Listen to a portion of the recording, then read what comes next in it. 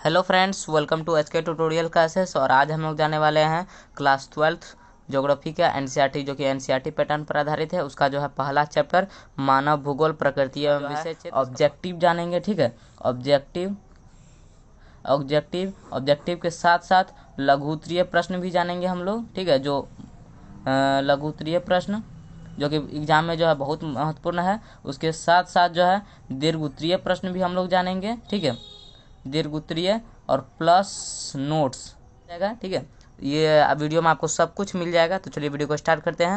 Video को start करने से पहले दोस्तों, अगर आप हमारे चैनल पर नए हैं तो वीडियो को लाइक, चैनल को सब्सक्राइब जरूर कर दीजिएगा, ताकि जैसे हम वीडियो अपलोड करते हैं नोटिफिकेशन आप तक पहुंच जाए। यहाँ पर देखिए, मानव भूगोल प्रकृति एवं विषय क्षेत्र। पहले तो हम लोग भूगोल जो है, भूगोल के अंतर्गत जो है दो भूगोल आता है। इसको जो है दो भागों में बांटा गया, भौतिक भूगोल, मानव भूगोल। ठीक है, भौतिक भूगोल के बारे में हम लोग जो है 11 क्लास में पढ़ चुके हैं कि भौतिक भूगोल किसे कहा जाता है। और इस चैप्टर में हम लोग पढ़ेंगे मानव भूगोल, जो कि यहाँ पर जो है टॉपिक भी है मानव भूगोल प्रकृति एवं विषय क्षेत्र। ठीक है, मानव भूगोल की जो है वो मानव भूगोल जिसके अंतर्गत मानव आता है, उसके अंतर्गत जो है मानव भूगोल का प्रकृति और उसका जो है विषय क्षेत्र, उसके बारे में हम लोग पढ़ेंगे। तो चलिए सबसे पहले मानव भूगोल मानव समाजों और धरातलों के बीच संबंधों का संश्लेषित अध्ययन है। ठीक है, यह परिभाषा कौन दिया था? रेड जेल। ठीक है, आपको इसके साथ साथ ये भी देखिए, ये भी ऑब्जेक्टिव क्वेश्चन में पूछा जाता है। यहाँ पर जो है ये VVI ऑब्जेक्टिव हो जाएगा।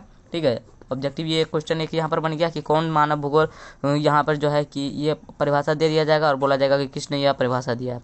तो चलिए, ये हो गया मानव भूगोल का परिभाषा कि मानव भूगोल मानव समाजों और धरातल के बीच संबंधों का, मानव भूगोल मानव का जो समाज है उसका और मानव धरातल के बीच, ठीक है, इसके बीच का जो संश्लेषण है, जो अध्ययन है इसके बीच का, उसी को जो है मानव भूगोल कहा जाता है। ये रेड जेल के अनुसार है।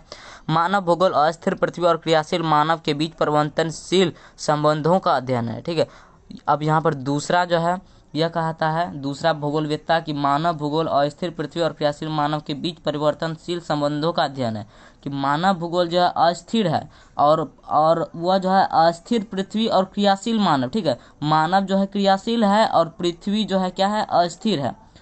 मानव भी क्रियाशील है और पृथ्वी भी अस्थिर है, और इसके बीच, इन दोनों के जो बीच का जो मानव का परिवर्तनशील संबंधों का जो अध्ययन है, ठीक है, इसी को हम लोग जो है मानव भूगोल कहेंगे। और यह दिया था एलन सैंपल। यह भी आप लोगों का एक ऑब्जेक्टिव हो गया, सभी चीज़ इसमें कवर हो जाएगा। अब देखिए, अब यहाँ पर बोला जा रहा है, दूसरा जो भूगोलवेत्ता है वो कह रहे हैं कि हमारे पृथ्वी को नियंत्रित करने वाले भौतिक नियमों तथा इस पर रहने वाले जीवों के मध्य संबंधों के संश्लेषित ज्ञान से उत्पन्न संकल्पना को मानव भूगोल कहते हैं। ये सभी आपका जो है VVI ऑब्जेक्टिव में आ जाएगा। ठीक है, ऑब्जेक्टिव में आ जाएगा। ये दिया था पॉल विडाल डी लाब्लास ने। चलिए, अब हम लोग जो है अपना अगला टॉपिक की ओर बढ़ते हैं। यहाँ पर देखिए, मानव का प्राकृतिकरण और प्रकृति का मानवीकरण। इससे लघुत्तरीय, दीर्घोत्तरीय बहुत क्वेश्चन पूछे जाते हैं, ऑब्जेक्टिव भी बहुत क्वेश्चन पूछे जाते हैं, सब कुछ कवर होगा। यहाँ पर देखिए, बोला जा रहा है मनुष्य अपने प्रौद्योगिकी की सहायता से अपने भौतिक पर्यावरण से अन्योन्य क्रिया करता है। अब देखिए, अन्योन्य क्रिया का मतलब यहाँ पर क्या हो जाएगा कि अन्योन्य क्रिया उसे कहते हैं जिसे हम बिना छुए हम उसे प्रभावित करें। ठीक है, तो उसे हम लोग अन्योन्य क्रिया कहेंगे। अब जैसे देखिए, मानव जो है मानव जो है प्रकृति को जो छूता नहीं है, लेकिन जो है उससे जो है प्रभावित करता है। तो वो सभी हम लोग आगे पढ़ेंगे। पहले ये तो समझ लिए कि मानव भूगोल प्रौद्योगिकी की सहायता से अपने भौतिक पर्यावरण से अन्योन्य क्रिया करता है। मतलब कि अन्योन्य क्रिया मतलब कि उसको नहीं छूता है भौतिक पर्यावरण को, बल्कि बिना छुए हुए जो है प्रकृति को वो प्रभावित करता है। कौन? मानव। प्रौद्योगिकी किस समाज के सांस्कृतिक विकास के स्तर की सूची होती है? प्रौद्योगिकी जो है किसी समाज का जो है, जो कोई भी समाज होता है उसका जो है कि प्रौद्योगिकी जो है, जो उद्योग जो है, मानव जो उद्योग लगाता है वह जो है कोई भी समाज, मानव जो जिस समाज में रहता है उसका जो सांस्कृतिक, जो मानव विकास करता है उसका जो है विकास का जो है सूचक होता है प्रौद्योगिकी। ठीक है, मतलब कि जो जिस समाज में, जिस मानव समाज में या जिस देश में जो है ज़्यादा प्रौद्योगिकी होगी, जितना ज़्यादा उद्योग होगा, वो समाज जो है उतना सांस्कृतिक, मतलब कि वो समाज उतना विकास कर पाएगा। ठीक है, आपको ये नोट्स भी प्रोवाइड हो रहा है। ठीक है, साथ साथ ऑब्जेक्टिव, लघुत्तरीय, दीर्घोत्तरीय सब कुछ हो रहा है। तो दोस्तों, आप वीडियो को लाइक और चैनल को सब्सक्राइब जरूर कर दीजिएगा और बेल आइकन को भी प्रेस कर दीजिएगा। तो चलिए, अब हम लोग अपना जो है दूसरा हम लोगों का जो है पॉइंट यहाँ पर आ गया है, मानव प्रकृति के नियमों को बेहतर ढंग से समझने के बाद ही प्रौद्योगिकी का विकास कर पाया। ठीक है, मैं देखिए, मानव जो है प्रकृति के नियमों को पहले समझा, फिर उसके बाद जो है प्रौद्योगिकी का विकास किया। अब जैसे दिन देखिए, घर्षण और ऊष्मा की संकल्पनाओं ने अग्नि की खोज में हमारी सहायता की। इसी प्रकार DNA और आनुवंशिकी के रहस्यों की समझ ने हमें अनेक बीमारियों पर विजय पाने योग्य बनाया। अधिक तेज गति से चलने वाले यान विकसित करने के लिए हम वायु गति के नियमों का प्रयोग करते हैं। तो ये देखिए, ये जो तीनों वायु गति के नियम, ठीक है, और जो है अनुवांशिकी के रहस्य, और इसके बाद जो है यहाँ पर घर्षण और उष्मा की संकल्पना, ये सब क्या है? ये प्रकृति का ज्ञान है, ठीक है। तो मानव जो है इन सभी ज्ञान को समझने के बाद ही जो है इन सभी चीज़ों पर जो है विजय पाया है, ठीक है। अग्नि की खोज में जो है, अग्नि का खोज किया किसके? पहले वो जो घर्षण और उष्मा, और ये घर्षण और उष्मा है क्या? ये घर्षण और उष्मा प्रकृति का ज्ञान है, ठीक है। प्रकृति के नियम को ये समझा, और उसके बाद जो है तब फिर जो है ये सभी जो विकसित कर पाया। तो इसका जो है मतलब आप लोगों को समझ में आ गया होगा। आप देख सकते हैं कि प्रकृति का ज्ञान प्रौद्योगिकी विकसित करने के लिए महत्वपूर्ण है। अब मैंने आपको दिखा दिया कि जो है ये प्रकृति का ज्ञान है, ये घर्षण और उष्मा, अनुवांशिक, ये ही नहीं बल्कि जितने भी चीज़ अभी मानव उद्योग विकसित कर रहा है, या मानव अभी जो जितना भी विकसित हुआ है, उन सभी के पीछे वो जो है प्रकृति का पहले ज्ञान को समझा, उसके बाद जो है मानव इतना विकसित कर पाया, मानव अपने आप को खुद इतना विकास कर पाया। अब देखिए, प्रारंभ में मानव आदिम अवस्था में था, मानव के सामाजिक अवस्था भी आदिम थी, और तभी मानव प्रकृति के ज्ञान को समझने। अब देखिए, अब यहाँ पर बोला जा रहा है कि मानव जो है पहले आदिम अवस्था, मतलब कि जब मानव जो है इस पृथ्वी पर आया था, मतलब कि धीरे धीरे जो है मानव का विकास होता गया, ठीक है। और जब मानव जो है आदिम अवस्था में था, मानव को जो ज़्यादा ज्ञान नहीं था, प्रकृति का जो है ज्ञान को जो है वह समझ नहीं सकता था, ठीक है। जो प्रकृति शुरुआत में जब मानव आदिम अवस्था में था, तो प्रकृति के ज्ञान को जो वह समझ नहीं पाया, और धीरे धीरे प्रकृति के ज्ञान को समझ करके जो मैंने यहाँ पर बताया, इतनी सारी चीज़ों का वह खोज किया। अब धीरे धीरे प्रकृति के ज्ञान को उसने समझा, और प्रकृति के अनुसार खुद को ढाल लिया। और पहले यहाँ पर आदिम मानव की आदिम अवस्था, अभी जो मानव है वो आदिम मानव नहीं है, ठीक है। वह प्रकृति को जो है वह खुद को प्रकृति के अनुसार ढाल लिया, और ये जो आदिम मानव था प्रकृति को जो है खुद के अनुसार ढाल लिया, ठीक है। जब जैसे प्रकृति कहती थी उसके अनुसार यह चलता था। अब जैसे देखिए, जैसे देख लीजिए कि इसी यहाँ पर दिया हुआ, और आदिम मानव समाज और प्रकृति के प्रबल शक्तियों के बीच इस प्रकार की अन्योन्य क्रिया को पर्यावरणीय निश्चयवाद कहा गया। इसके समर्थक जो है, पर्यावरणीय निश्चयवाद के समर्थक रैडजैल, रिटर, हम्बोल्ट, ये भी VVI ऑब्जेक्टिव में आता है, ठीक है, कि पर्यावरणीय निश्चयवाद के समर्थक कौन कौन भूगोलवेत्ता है, तो रैडजैल है, रिटर है, और यहाँ पर जो है हम्बोल्ट है। तो अब तो यहाँ पर अब हम लोग देख लेते हैं कि मानव जो है आदिम अवस्था में था, तो वो किस प्रकार के जो है प्रकृति का ज्ञान को जो है नहीं समझ पाया था। तो उस समय मानव को प्राकृतिक मानव की कल्पना कर सकते हैं। उस समय का जो मानव है उसको जो हम प्राकृतिक मानव कह सकते हैं, कि मतलब प्रकृति के अनुसार वह मानव था, जो प्रकृति की सुनता था, उसकी पूजा करता था, और उसकी प्रचंडता से डरता था। अब भाई उसको अब जो है उसकी प्रचंडता से जो है कैसे डरता था मानव, कि देखिए, अब समय की प्रचंडता से डरता था कि बारिश हुई, अधिक बारिश हो गई तो जो है वह उसे इंद्र देवता का जो है प्रकोप समझ रहा है, कि इंद्र देवता जो है क्रोधित हो गए हैं। अब कम बारिश हुई तो इंद्र देवता जो है नाराज हो गए हैं, कि अब जो है कम बारिश हुई, तो ये जो हो गया कि मतलब कि प्रकृति के अनुसार जो है वह खुद को डाल लिया, कि जो है तो यह जो है प्राकृतिक मानव हो गया, ठीक है। जो आदिम अवस्था मानव था वो प्राकृतिक मानव हो गया, और जो प्रकृति की सुनता था, उसकी पूजा करता था, और उसकी प्रचंडता से डरता था। जैसे मैंने अभी वर्षा का जो है उदाहरण आप लोगों को बताया। समय के साथ साथ लोगों का विकास हुआ, और लोग अपने पर्यावरण, प्राकृतिक बलों को समझने लगे। धीरे धीरे मनुष्य का विकास हुआ, और उसने उच्च भूमियों पर स्वास्थ्य, विश्राम स्थल, विशाल नगरीय प्रसार, तटों पर पत्तन, महासागरीय तल पर समुद्री मार्ग तथा अंतरिक्ष में उपग्रह इत्यादि बनाए। मतलब कि धीरे धीरे जब मनुष्य का विकास होता गया, मनुष्य ने जो है प्रकृति का ज्ञान का प्रकृति का ज्ञान जब समझा, तो वो धीरे धीरे जो है क्या क्या बनाने लगा, धीरे धीरे सभी चीज़ों का विकास करने लगा। जैसे भूमियों पर स्वास्थ्य, विश्राम स्थल, ठीक है, विशाल नगरीय प्रसार, तटों पर पत्तन मतलब कि जो नदियों के बगल में होता है, ठीक है, जहाँ पर जो है जहाज वगैरह सब आकर के ठहरते हैं। महासागरीय तल पर समुद्री मार्ग, जो महासागर है उस पर जो है समुद्री मार्ग बनाया, और यहाँ तक कि अंतरिक्ष में जो उपग्रह भी बना लिया। तो ये सब क्या हुआ, धीरे धीरे जो है मानव का विकास हुआ, और मानव जो है इतना विकसित हो पाया।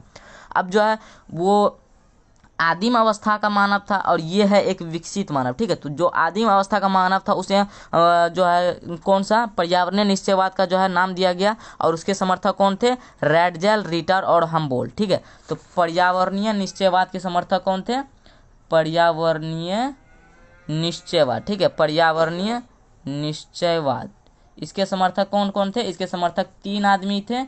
एक है रैटजेल, ठीक है, और एक है रीटर और एक है हमबोल्ट। ये रैटजेल, रीटर और हमबोल्ट, ये तीनों जो है ये भूगोलवेत्ता थे और ये जो है पर्यावरणीय निश्चय, मतलब कि मानव का जो आदिम अवस्था था उसे जो पर्यावरणीय निश्चयवाद का नाम दिया। जो जब मानव जो है धीरे धीरे विकसित हुआ और तब जो है विद्वानों ने इसे संभववाद का नाम दिया, ठीक है, संभववाद का नाम दिया। और इसके जो समर्थक थे वो थे विडाल डी लाब्लास, ठीक है। पर्यावरणीय निश्चयवाद, इसमें जो है मानव की अवस्था क्या थी? आदिम अवस्था थी, मानव की आदिम अवस्था थी। और जब संभववाद जब आया, ठीक है, संभववाद, तो उसे जो है उसमें क्या हुआ? मानव जो है प्रकृति को खुद के अनुसार ढाल लिया। और जब ये पर्यावरणीय निश्चयवाद था, इसमें क्या था? खुद को जो है प्रकृति के अनुसार ढाल लिया वो मानव, और इसमें जो है प्रकृति को खुद के अनुसार ढाल लिया। मतलब कि अब मानव विकास करता पाया था। अब जैसे देखिए मैंने इसमें वर्षा का आप लोगों को बताया था। अब मानव जो है, अब वर्षा नहीं हुआ तो क्या हुआ कि मोटर जो है, मोटर गिरा करके उससे पानी निकालना लगा। तो क्या हुआ कि इससे जो प्रकृति का ज्ञान को समझा, ठीक है। तो इससे जो आदिम अवस्था का मानव था उसे पर्यावरणीय निश्चयवाद, और जो अभी का मानव है, विकसित मानव, उसे जो है संभववाद का नाम दिया गया। और इसके जो समर्थक हैं, इसके समर्थक है विडाल डी लाब्लास, ठीक है। और ये जो है ये संभववाद और पर्यावरणीय निश्चयवाद, ठीक है। ये और एक है, रुको जाओ, इसके बारे में भी पहले हम लोग पढ़ लेते हैं, फिर आपको मैं बताता हूँ। भूगोलवेत्ता ग्रिफिथ टेलर ने एक नई संकल्पना की प्रस्तुत की जो दो विचारों पर्यावरणीय निश्चयवाद और संभववाद के बीच के मध्य मार्ग को परिलक्षित करता। उन्होंने इसे नव निश्चयवाद अथवा रुको और जाओ निश्चयवाद का नाम दिया, ठीक है। अब देखिए ये जो है पर्यावरणीय निश्चयवाद, इसमें जो है ये भूगोलवेत्ता क्या कहे? ये भूगोलवेत्ता कहे कि जो है मानव जो है प्रकृति के मानव जो है पर्यावरणीय निश्चयवाद, मतलब मानव जो है आदिम अवस्था में है, ठीक है। और ये जो है इसमें जो है संभववाद में विकसित अवस्था में मानव है, और यह जो है प्रकृति को खुद के अनुसार ढाल लिया। लेकिन अब जो एक नई अवधारणा आई वो कौन सी है? रुको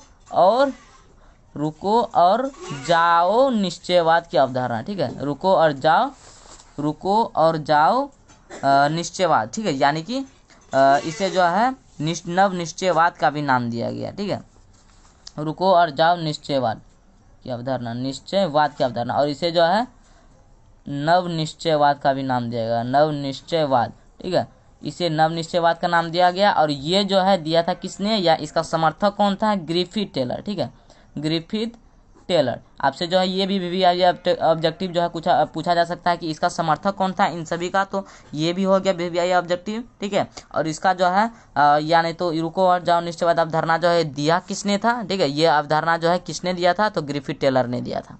ये तो आपको यहाँ तक समझ में आ गया। अब ये रुको और जाओ निश्चयवाद अवधारणा के अंतर्गत क्या था, और ये जो रुको और जाओ निश्चयवाद अवधारणा है, इसके अंतर्गत ग्रिफिथ टेलर का कहना है कि मानव जो है आदिम अवस्था से विकसित अवस्था में आ सकता है। मानव जो है प्रकृति में परिवर्तन कर सकता है, लेकिन वहीं तक परिवर्तन कर सकता है जहां तक कि प्रकृति को जो है हानि, वहीं तक मानव जो है प्रकृति में हानि पहुंचा, जब तक कि जो है उसका जो है एक निश्चित सीमा होती है, ठीक है। उसके अंतर्गत ही जो है वह प्रकृति में जो है उसमें परिवर्तन कर सकता है। तो इसका भी पहले हम लोग देख लेते हैं। इसका मतलब है कि उन सीमाओं में जो पर्यावरण की हानि ना करती हो, ठीक है, उन सीमाओं के भीतर ही मानव को रहना पड़ेगा, जिसमें जो है मतलब कि जो है उस सीमाओं के में रहना पड़ता है जिसमें जो पर्यावरण को हानि ना करती हो, संभावनाओं को उत्पन्न किया जा सकता है, ठीक है। अब जैसे पेड़ काट लिया जा रहा है, ठीक है, पेड़ काट लिया जा रहा है, ये पेड़ है, इसे जो है मानव जो है काट लेते हैं, ठीक है। ये पेड़ को मानव जो है काटते हैं। अब देखिए जैसे ये पेड़ काट रहा है तो धीरे धीरे ये नहीं कि ये एक इसका जो है सीमित है कि हाँ इतना, अगर इससे अधिक जो है आप काटोगे तो क्या होगा, धीरे धीरे आप ही को जो है संकट होगा, ठीक है। तो यही कहा जा रहा है कि जो है ये नव निश्चयवाद में कि एक निश्चित सीमा के अंदर ही जो है आप प्रकृति के नियमों का, जो प्रकृति का जो खजाना है उससे जो है आप लाभ उठा सकते हो। अगर उससे जो है अगर आप सीमा से जो है अधिक गए तो आपको जो है खुद को जो है परेशानी झेलनी पड़ेगी। जैसे अब मैं उदाहरण बताता हूँ कि एक पेड़ है, इतना पेड़, अगर आप धीरे धीरे करते करते जो सभी पेड़ कट जाए तो क्या होगा कि ऑक्सीजन की कमी होगी, ठीक है, ऑक्सीजन की कमी होगी, बारिश नहीं होगी, भूमि सुखाड़ पड़ जाएगा। तो इससे किसको कमी, तो इससे जो है कौन प्रभावित होगा, मानव प्रभावित होगा। तो यही कहा जा रहा है कौन, रुको और जाओ निश्चयवाद अवधारणा के अंतर्गत। आपको जो समझ में आ गया होगा तीनों अवधारणा। अब देखिए ये तीनों अवधारणा होने के बाद अब यहाँ पर है हम लोगों का मानव भूगोल के क्षेत्र और उपक्षेत्र। ठीक है, मानव भूगोल के क्षेत्र और उपक्षेत्र ये जो है इसके लिए जो है मैं अपना अलग एक वीडियो बना दूंगा कि आपको जो है इसको याद कैसे करना है मानव भूगोल के क्षेत्र और उपक्षेत्र को। तो उसे मैं बाद में जो है इसके बाद जो वीडियो आएगा उसको मैं आप लोगों को बता दूंगा कि मानव भूगोल के क्षेत्र और उपक्षेत्र को याद करने का ट्रिक। ठीक है, पहले इसमें मानव भूगोल के क्षेत्र जो है कितने क्षेत्र हैं, 1 2 3 4 5 6। मानव भूगोल के कुल टोटल 6 क्षेत्र हैं। ठीक है, मानव भूगोल के क्षेत्र कितने हैं, 6 क्षेत्र।